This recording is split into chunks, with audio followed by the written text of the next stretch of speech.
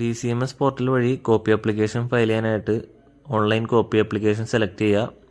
അതിനകത്ത് online filing select ചെയ്യുക. അതിനുശേഷം നമ്മുടെ ഡിസ്ട്രിക്റ്റും ഏതാണ് കോടതി എന്നുള്ള കാര്യം സെലക്ട് ചെയ്യുക. അത് കഴിഞ്ഞാൽ ഫയലിംഗ് ഡീറ്റെയിൽസ് നമ്മൾ ടൈപ്പ് ചെയ്യണം. എന്ത് ടൈപ്പ് ഓഫ് കേസാണ്, കേസിൻ്റെ നമ്പർ, കേസിൻ്റെ ഇയർ സെലക്ട് ചെയ്ത് കഴിഞ്ഞാൽ നമ്മുടെ കേസ് അവിടെ വരും.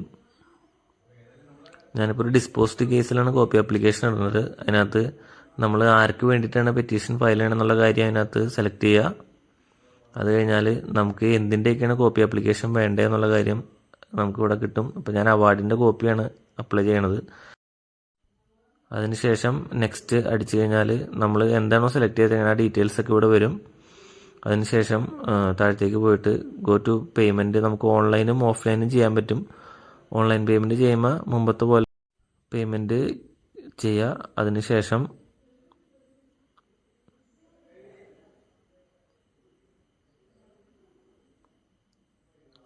ആ പേജ് ക്ലോസ് ചെയ്യുക.